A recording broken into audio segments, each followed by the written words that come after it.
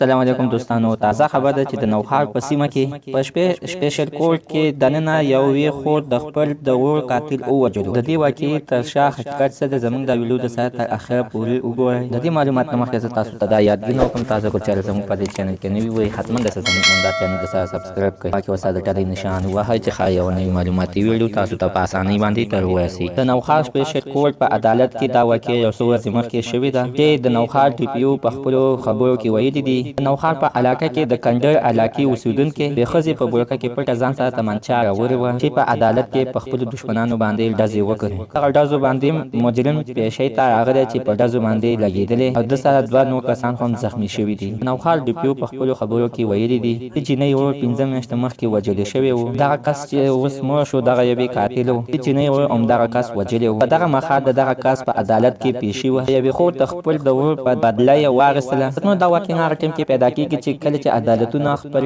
کار صحیح نه کوي مجرمانو ته په وخت باندې سزا نه ورکول کېږي. کله چې قاتل ته سزا په ټیم باندې ورنکړل شي او مجرم ته خپله سزا ورنکړل شي او غل ته خپله سزا ورنکړل شي نو بیا خلک مجبور شي همدغه شانتې کار وکړي. دې سره جرمونه زیاتېږي او بیا خلک هم عبرت نه اخلي. تاسو وکتلی شئ چې په یو جیل کې د 2000 کسانو ځای به په هغه جیل کې 15000 کسان یې پکې ځای کړي. ځکه عزتمنو چې دا ټول کسان مجرمان دي د دکې د وجې نه چې په عدالت کې چاته انصاف نه ورکول کېږي. دا کار به تر هغې پورې شروع وي چې مجرم ته چې سزا نه وي ورکړل شوې یو ځل مجرم ته سزا ورکړل شي سره به جیلونه په خپله باندې خالي شي. بیا به څوک جرأت نشي کولی یا مړه وکړي یا قاتل ساز شي. د هر یو قتل نه پس پولیس خپل کار په ذمهوارۍ سره کوي او مجرم ونیولی شي نو د هغې نه پس بیا عدالتونه خپل کار صحیح نشي کولی او یا یې په پیسو باندې خلک خپل کیس ختم کړي. بیا چې د جیل نه وځي نو بیا ورپسې دغه شانتې قتلونه شروع بیا خو ځکه خلک مجبور شي چې قانون په لاس کې واخلي پاک توکي چې په دې ملک کې صحیح او اسلامي قانون راشي. هر سبا په خپله باندې سم کتنو موږ ډېر زیاته مننه کوم